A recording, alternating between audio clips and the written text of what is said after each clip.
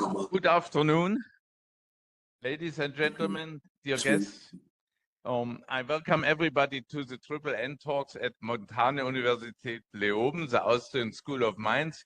Unfortunately, we had technical problems, so I apologize for this delay. We had to change the lecture hall. This lecture series, Triple N, is dedicated to sustainability, in German Nachhaltigkeit, so sustainability in an ecological, economic, and social perspective. In particular, I welcome our speakers today, Claus Biegert from the Staffelsee in Bavaria, Germany, and Mitch Walking Elk, who is connected to us from Minnesota at 10 a.m. in the morning. Thanks to both of you that you agreed to present here your latest impressions from the meetings with Leonard Peltier. A special thanks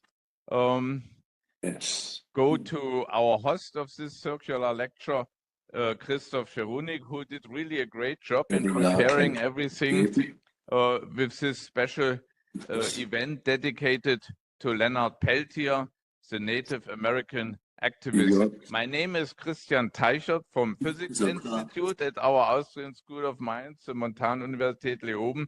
I will introduce you briefly to the topic before we continue with contributions of our guests. That is mainly part of a documentary movie by Claus Biegert, and then a report on his current meeting with Leonard Peltier, and a song by Mitch Walking Elk, and then a report on the current activities among the Native Americans, and also maybe reporting about this decade-long struggle to release Leonard Peltier from prison. Yeah, who is Leonard Peltier? Next.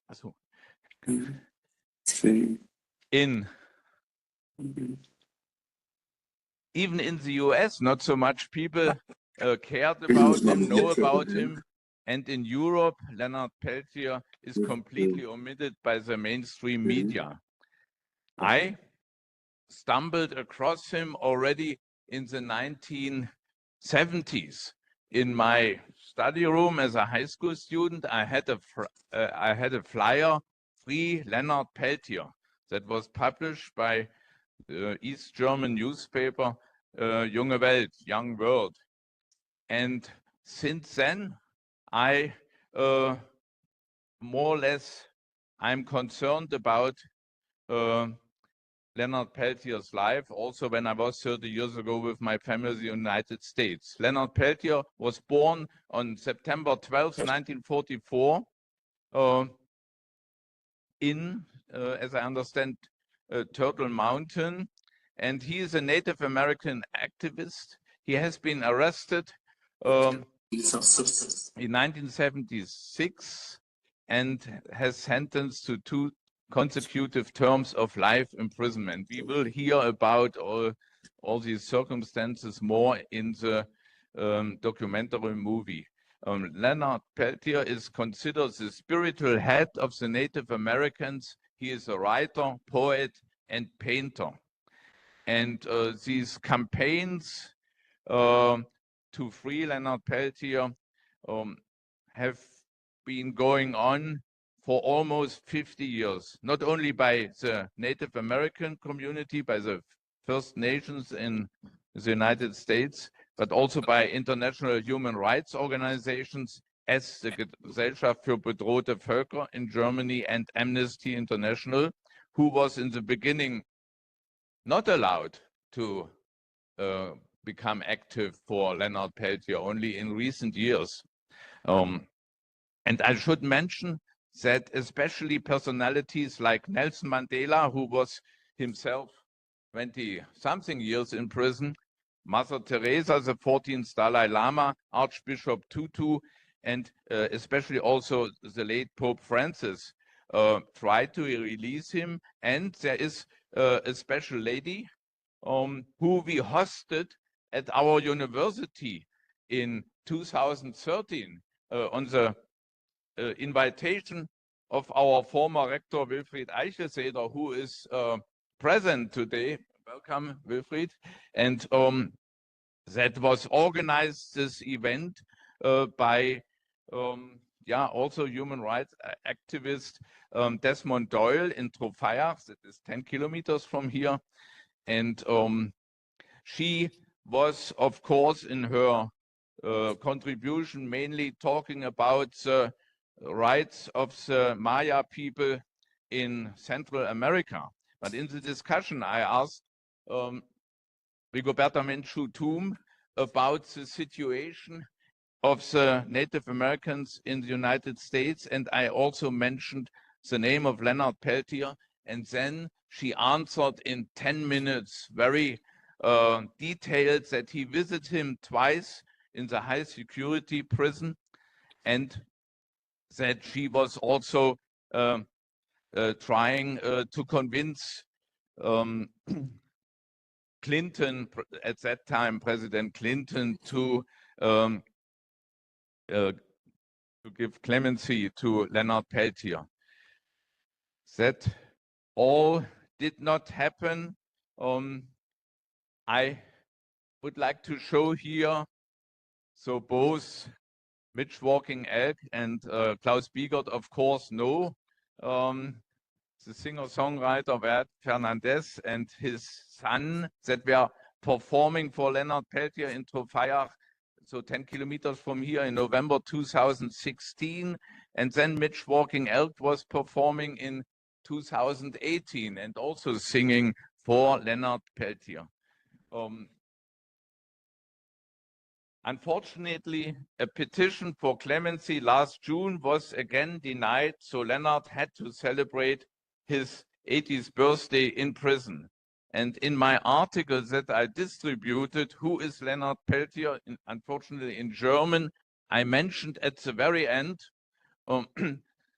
nun kann nur noch eine Begnadigung des scheidenden Präsidenten Joe Biden helfen, damit Leonard Peltier wenigstens in Freiheit im Beisein seiner Familie sterben kann. Das ist dann letztlich eine Entlassung in den Hausarrest that happened suddenly on January 19th. And that was for me the 2 days early birthday present on the occasion of my 65th birthday, that President Biden literally in the last minute declared that Leonard Peltier, that his sentence will be transformed into lifelong house arrest. That means that Leonard Peltier is now able to get the very much needed health care that was denied for more or less decades, especially also during Corona pandemic.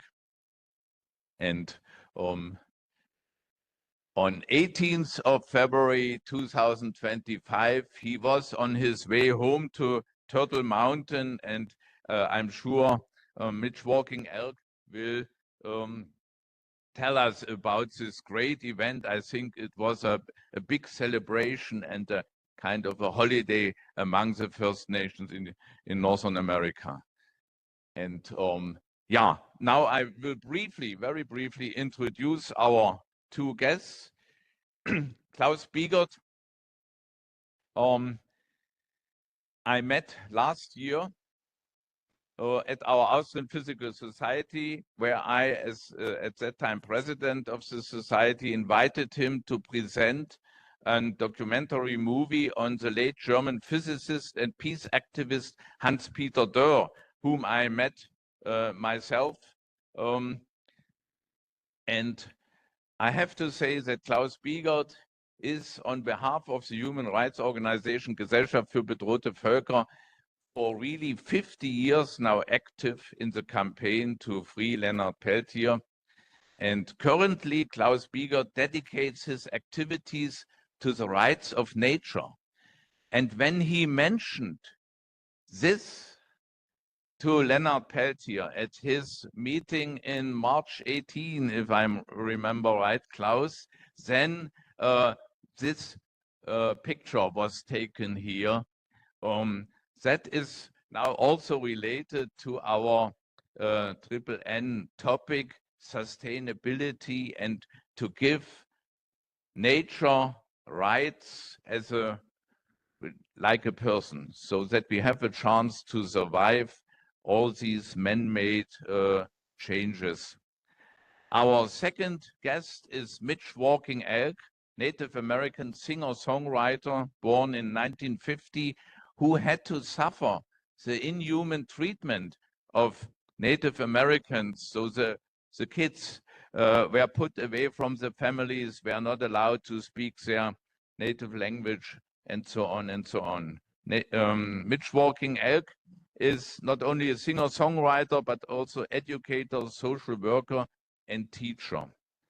I suggest that we now listen to parts of a movie that Claus Biegert performed or established after a visit in 2000 in the high security prison at Leonard Peltier, and that will introduce you really the situation, and we will also learn about poems by Leonard Peltier.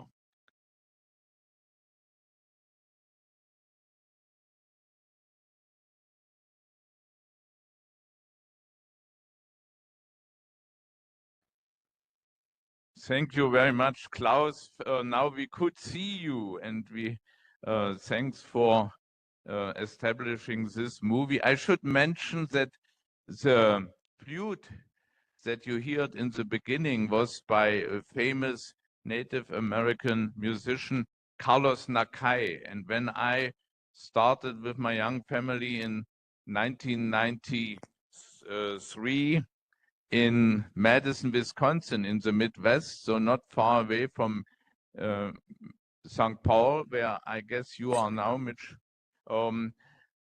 My very first concert that I attended was by Carlos Nakai, and he went on stage and welcomed the audience and said, "Oh yeah, I know, for you, we are only mascotians, so you don't care about us." And that was for a long time so, and as you have seen in 2000, there was the situation that also this movie helped to get more people demanding release of Leonard Peltier. When I met Claus Biegert in last September in Linz, Klaus mentioned to me that he is not sure whether Biden will give clemency to Leonard Peltier. Finally, it happened, and Klaus, now we see you. It's unbelievable.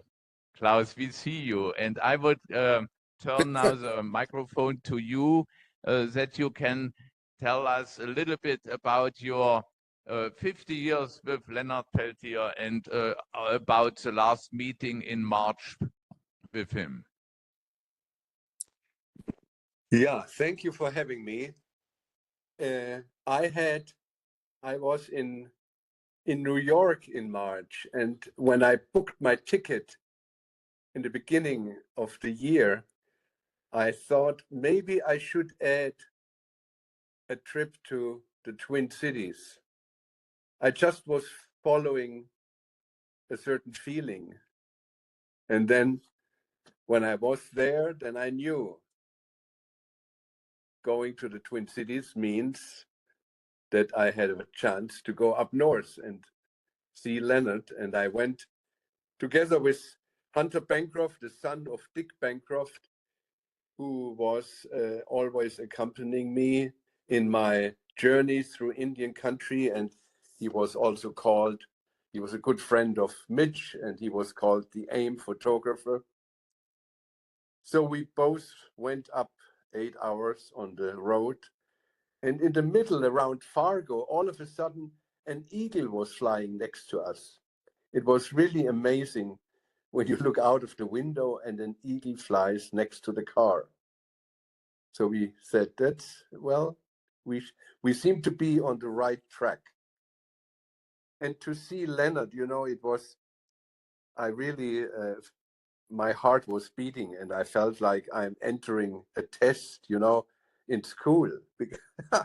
It was so, a situation which you never expected to be in, and then his son told us it's Sunset Road, but nobody on the reservation knew where Sunset Road is. And then at the gas station, a man said, "Well, who's supposed to live on Sunset Road?" And when we said Peltier, then he said, "Yeah, I take you there." So Sunset Road is just a dead-end gravel road. And so we waited in front of the house, and we called Jahren Peltier, his son, and he said, "We are outside. Is everything okay? Can we come in?" We knew that conditions are very tough. Leonard is not allowed to see more than 5 people at a time. And yeah, so we stepped in, and it was a big hugging. And yeah, it was just wonderful also to see that Leonard is full of energy. He's 80 years old, and the fact that he can see the sky above him, and he can walk on the grass outside, and yeah, it has been similar to our visits when I saw him in prison twice. I was depressed from all the iron doors I had to walk through, and then Leonard welcomed us like in his living room. I mean, his gentleness and his spirit is unbelievable. And often people ask me, how come he can, after 49 years? And I ask this question often myself. I mean, I couldn't see myself walking out after 49 years prison. And then I think maybe it has to do with his culture. If you are a member of a tribal nation, then you are embedded in a strong circle. And I wonder how Mitch would answer to this question. But I think we in the West, we talk about our individual rights, and but an individual, we need to be connected with the nature, with people, with our culture. But the problem of the West is we are disconnected. And Leonard he was always connected, and to see him at home now was just so wonderful. And when he asked me what I'm doing now, and I told him I'm involved in the rights of nature, he said, "Right on." And I asked him also what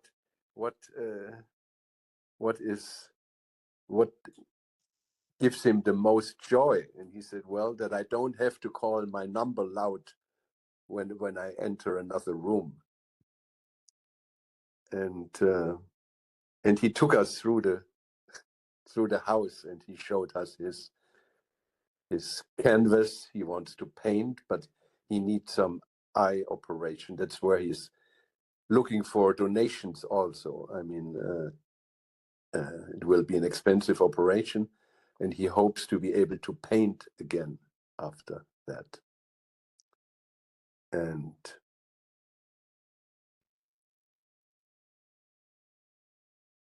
yeah, when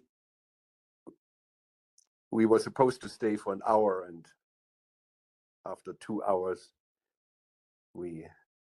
he hardly wanted to let us go, and then he showed us his bedroom, which was covered with a blanket, a beautiful quilt, and it said "Free Leonard Peltier," and it had his date on the date.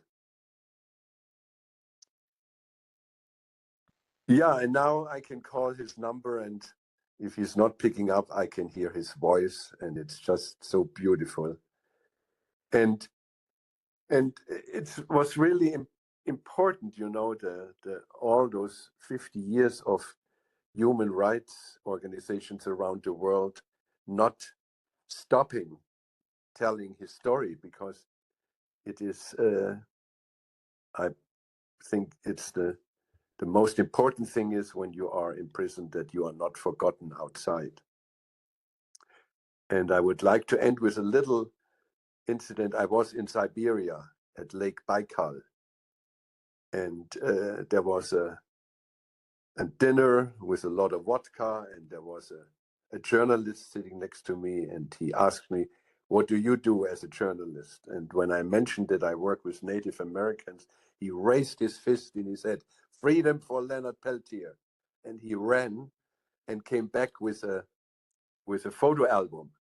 And they had invited, because Leonard was not available, they had invited his lawyer, William Kunstler, and had a bow and arrow shooting and a big feast on the tiger, and everything was dedicated for Leonard, and William Kunstler had to replace him. Okay, I don't want to use up more of your time, and thank you for having me again. And I'm so pleased to be in the same room visually with Mitch. Mitch, I hope you are well. And yeah, thank you, Klaus. Thank you very much. Yeah. And thanks for your heart-moving report. And especially also thank you for telling this last story. You know, Klaus, that we have a lot in mind. I admire you that you met Genghis Aitmatov, that I unfortunately never met. But I was last year in Kyrgyzstan, and I was in 1990 at Lake Baikal. And of course, in former Soviet Union, like in former Eastern Germany, people knew about Leonard Peltier. That was the different thing. I suggest that we will continue now with Mitch, but Klaus, please stay online. We will have a question and answer session in the end. Now we will listen to one song dedicated to Leonard Peltier by Mitch Walking Elk, and then we give the microphone to Mitch.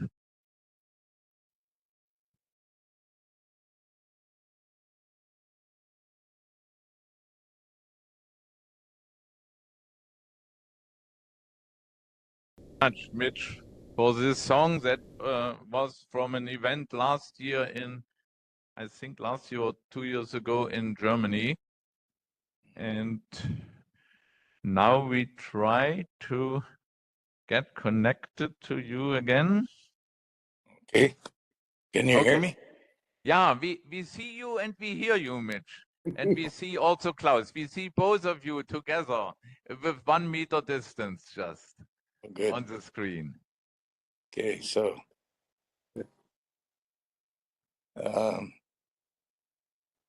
shall I start?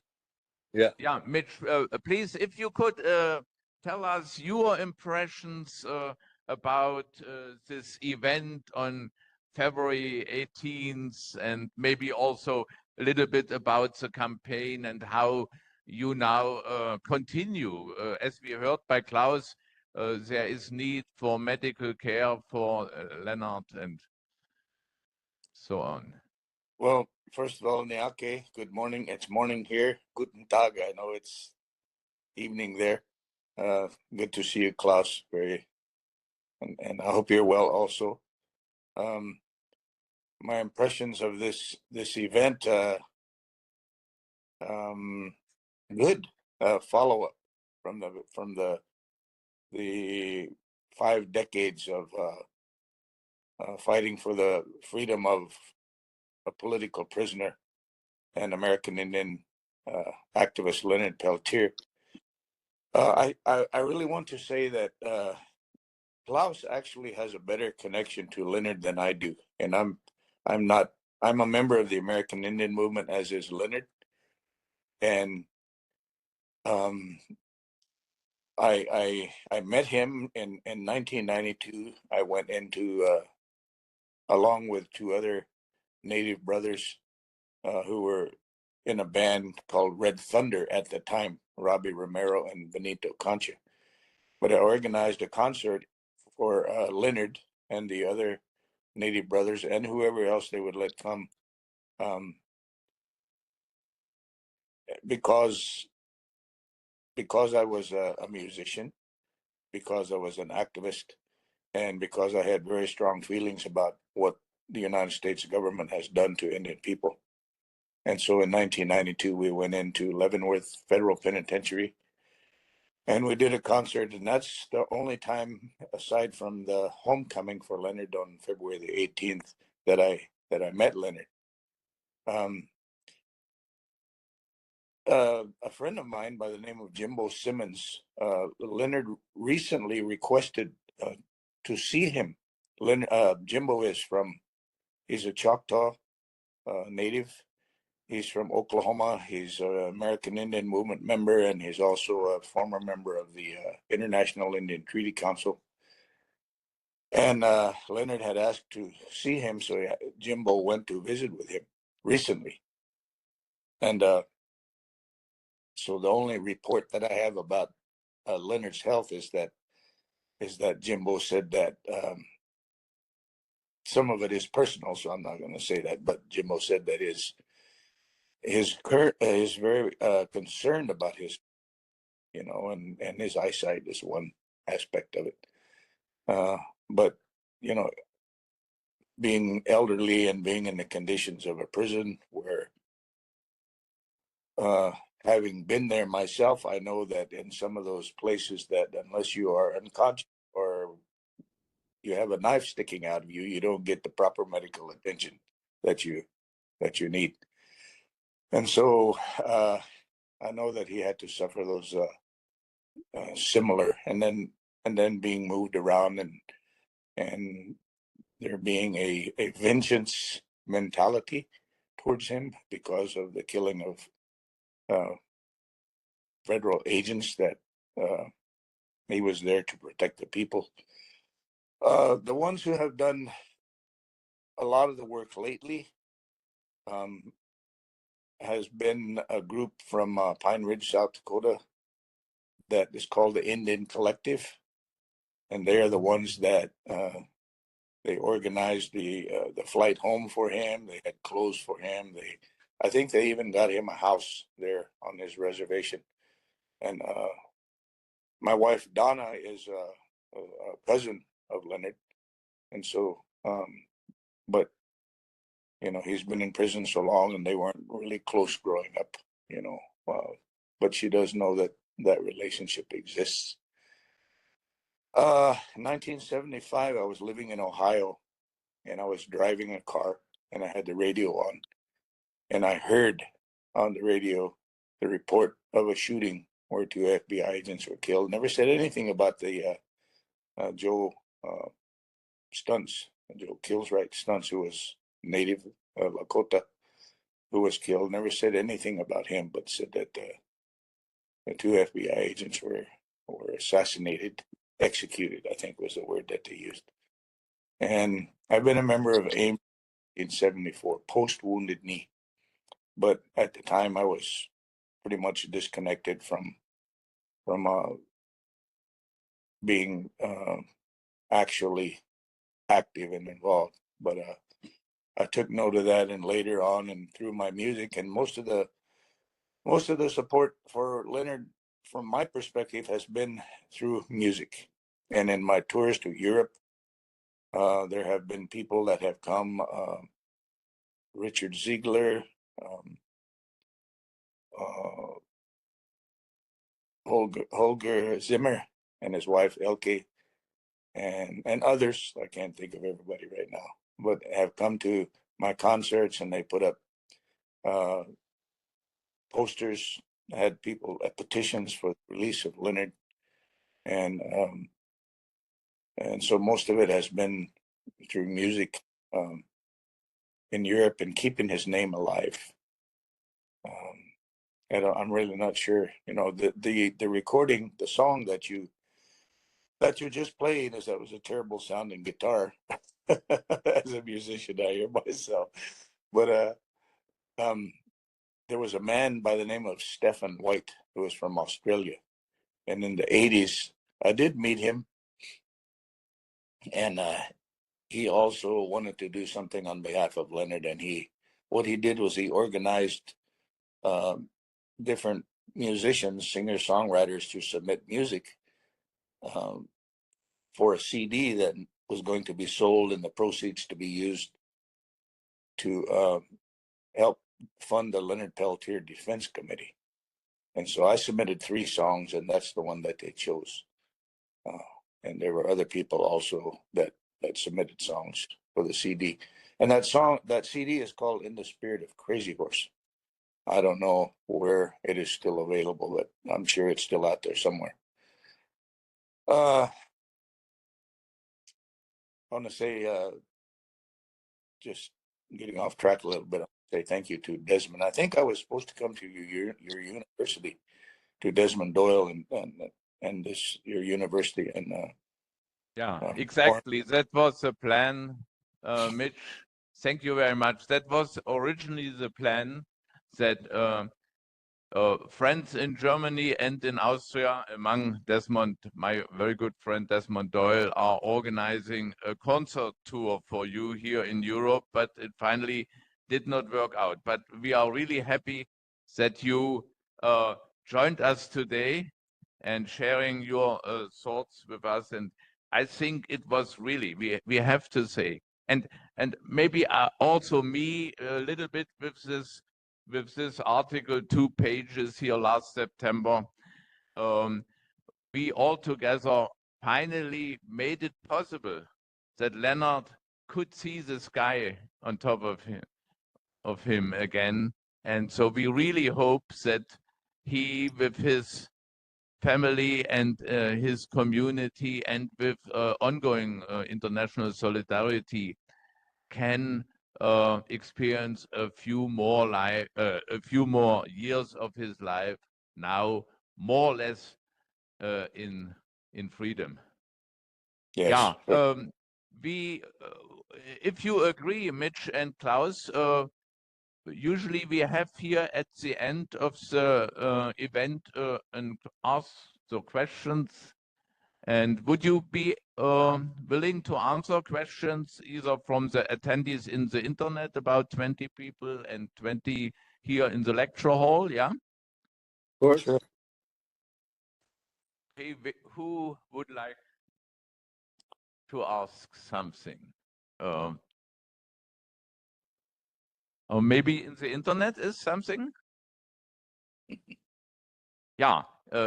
I hope you can see that on the screen. Yeah, there is one question. To both of you, what do you think are the reasons why, especially in Europe, Leonard did not gain as much attention as he would have deserved to have? Yeah, maybe we start with Klaus, who is from Europe. Well, journalism is a tricky business. And for 50 years to be in prison, almost 50 years, it means nothing is new. And journalism is news. And if you go to an editor of a certain department and say, I went through this for years. I said, it's another 10 years, we have to write about Leonard again. Well, anything new? No. Well, so this is a problem which I experienced not only with Leonard. You might know about depleted uranium, the weaponry which is used to destroy tanks. And then they burn, and the battlefield is covered with radioactive dust because those ammunition is hardened with depleted uranium. And it's just an ongoing story that depleted uranium is poisoning people who, even when the war is over, the battlefield remains because people suffer from radioactive poisoning. And it's not a story because it's nothing new. And this is, being a journalist myself, this was my ongoing fight with the ones who I wanted to print my story, or who I tried to convince to write about it. And but I was able in the radio station I worked for to do several stories with Leonard and his poetry. But as I said, journalism is a brutal business as well. Yeah, that brings me maybe to an advertisement. I can only recommend all the people here in the audience to look at the website of Claus Biegert, Biegert Film. There are several other movies related to this uranium issue, and also related to your current activities, rights of nature. And I also remember, Claus, as how sad you were that you were not able last September to bring an article in one of the big newspapers like Süddeutsche Zeitung or FAZ or so.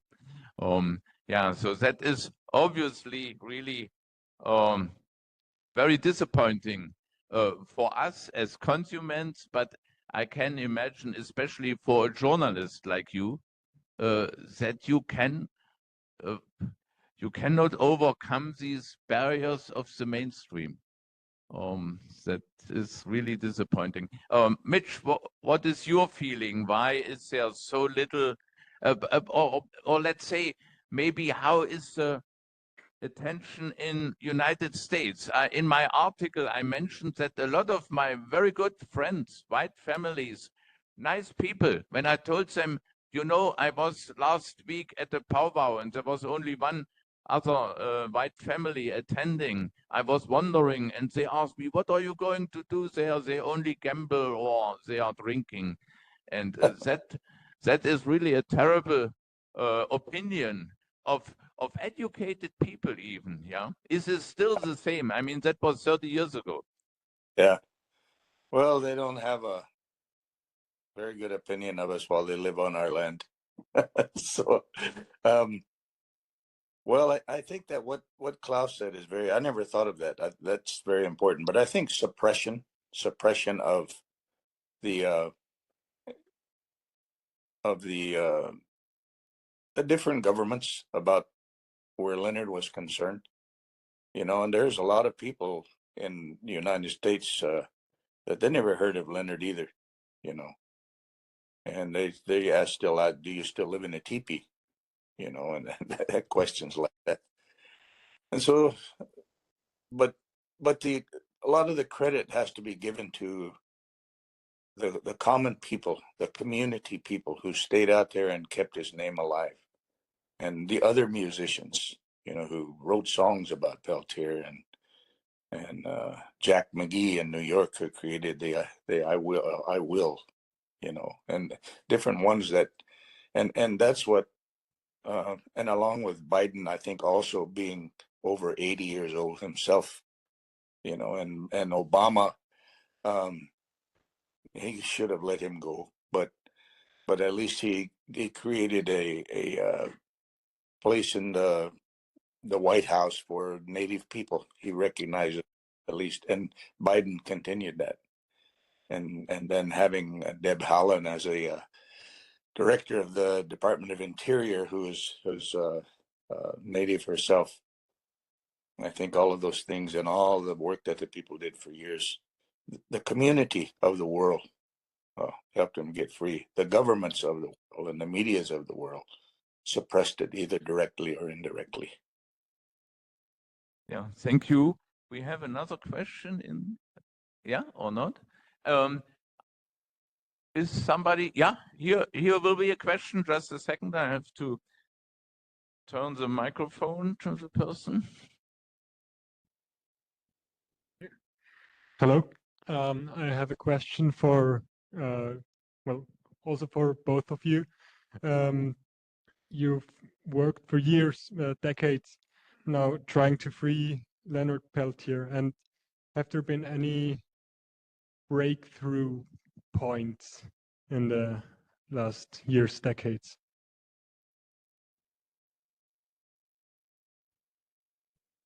I don't understand the question. What with breakthrough points? During the campaigns, you mean?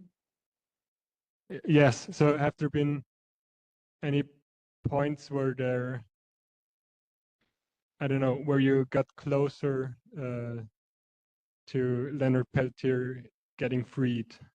Or was it just like talking to a wall for the last 50 years and then suddenly he got free? Well, I only remember that when the news came across that Pope Francis wrote a letter to Obama, I was sure he would be free the next day. I mean, a letter from the Pope, but that showed me that the structure of power and oppression cannot even be broken up by somebody who has the statue of the Pope. So I guess it was really the boarding school topic, because Biden went with Deb Haaland to the Southwest and apologized what happened to Indian kids. So he had boarding school was on his, how should I say, it was in his head. Yeah. And I think it was a very, very smart and clever idea by NDN to call Leonard a boarding school survivor. I think, from my opinion, that really triggered it, that Biden had no escape. Yeah, finally, it really happened. But Klaus, maybe let's say on the January 19th, I remember I was in contact with you and asking, do you have news? Finally, Desmond Doyle sent me the message by Mitch. But did you really had still hope, both of you? Maybe Mitch, what about you when you heard that? Were you surprised? Did you give up hope already, or? No, I actually had ceremonial information that he wasn't going to die in prison, and which came through, and which of course is personal and private, but I had received that information, and we just didn't know how and when. So we had information from the ceremonies. Mm-hmm. So I didn't give up hope, but in answer to that individual's question too, I think that the breakthrough, I don't know if I could highlight a time or an incident or a moment or breakthrough, but the breakthrough is Leonard was able to live long enough to see it and enjoy his own freedom. So that's a big deal. Yeah. So thank you very much. If there are no more questions, then I would like to thank you both for joining us. I would like also to thank Christoph for arranging all the technique, the challenging technical issues. I would like to mention that we have here the Leoben group of Amnesty International, who has outside a small stand where you can pick up information. You can also pick up information of my article, Who is Leonard Peltier? And yeah, with that, I would like to thank everybody here in the lecture hall and also in the WebEx. And thanks again to both of you. And we still hope that, Klaus, we will see you maybe with your new documentaries, or also with the uranium mining and how that affected native communities in United States. And it would also be nice to welcome you, Mitch, here again this year or next year. You are always very welcome. And I think we give you all here now a big applause for joining us. Thank you very much. Thank you too. Thank you. And I look forward to coming there to play music. And I will make sure that I will be there too, Mitch. All right. Good to see you. Same. And thank you, Christian, for arranging this. You are very welcome. Thanks. Very. See you next time. Take care. Okay. Bye-bye. Bye-bye.